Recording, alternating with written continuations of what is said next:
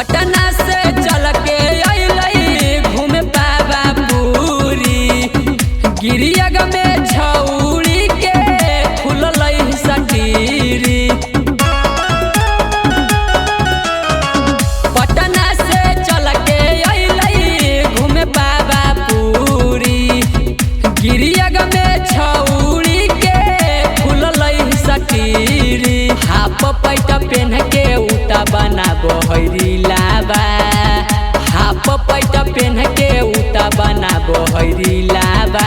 त छौली गंदा करके रख देलकै नालंदा जिलाबा त छौली गंदा करके रख देलकै नालंदा जिलाबा।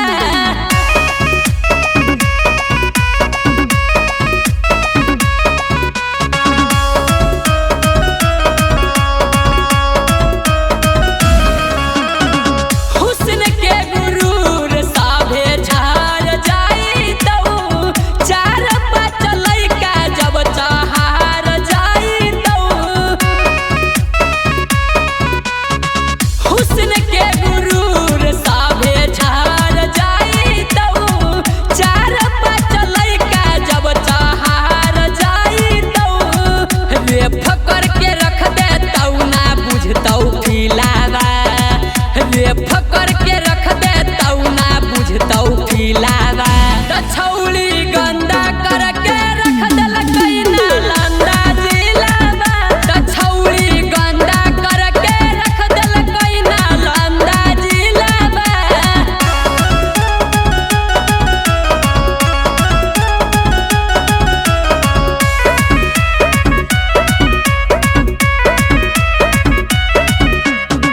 ढोलिया देखाई रिलबानाबो इंस्टाग्राम पर लाइव आबो।